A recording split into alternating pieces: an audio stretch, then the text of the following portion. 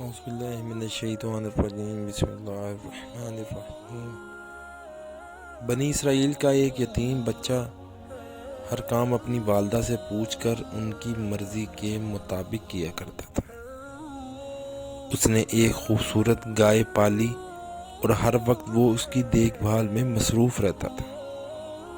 ایک مرتبہ ایک فرشتہ انسانی شکل میں اس بچے کے سامنے آیا اور گائے خریدنے کا ارادہ ظاہر کیا۔ فرشتے نے قیمت پوچھی تو بچے نے بڑی تھوڑی قیمت بتائی۔ جب بچے نے ماں کو اطلاع دی تو اس نے انکار کر دیا۔ فرشتہ ہر بار قیمت بڑھاتا رہا اور بچہ ہر بار اپنی ماں سے پوچھ کر جواب دیتا رہا۔ جب کئی مرتبہ ایسا ہوا تو بچے نے محسوس کیا کہ میری والدہ گائے بیچنے پر راضی نہیں ہے، لہٰذا اس نے فرشتے کو صاف انکار کر دیا کہ گائے کسی قیمت پر نہیں بیچی جا سکتی۔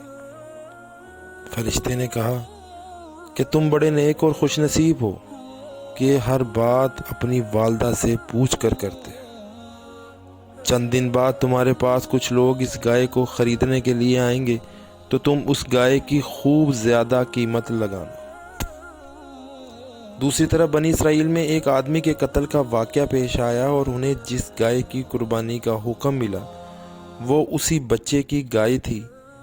چنانچہ بنی اسرائیل کے لوگ جب اس بچے سے گائے خریدنے کے لیے آئے تو اس بچے نے کہا کہ اس گائے کی قیمت اس کے وزن کے برابر سونا ادا کرنا ہے۔ بنی اسرائیل کے لوگوں نے اتنی بھاری قیمت ادا کر کے گائے خرید لی۔ دوستو، اس بچے کو یہ دولت والدین کے ادب اور ان کی بات ماننے کی وجہ سے ملی۔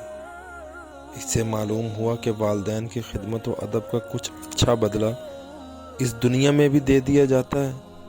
اس لیے ہم پر ضروری ہے کہ دل سے والدین کا احترام کریں اور ان کا کہا مانیں اور خوب احتیاط کریں کہ کسی طرح ان کا دل نہ دکھے اور خوب ان کی خدمت کریں۔